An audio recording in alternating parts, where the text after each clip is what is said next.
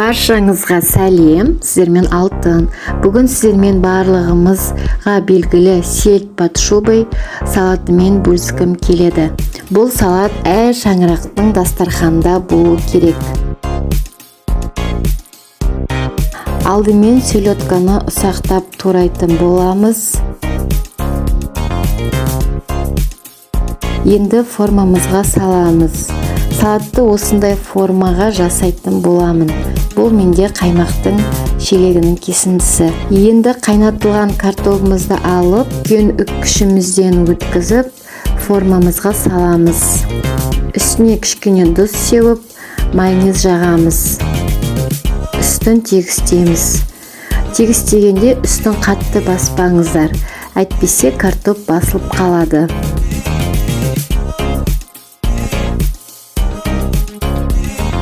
Енді сәбізді үккіштің ұсақ бөлігінен өткіземіз.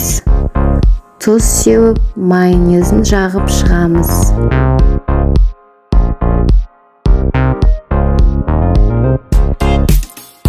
Ұсақ үккіштен қызылшамызды өткіземіз.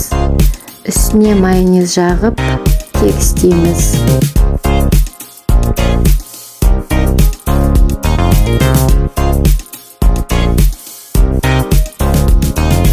Ал енді жұмыртқаның ағын сарысынан ажыратамыз. Содан соң екеуін ұсақ үккіштен өткізіп алып, ағын шетіне қарай салып, сарысын ортасына салып шығамыз.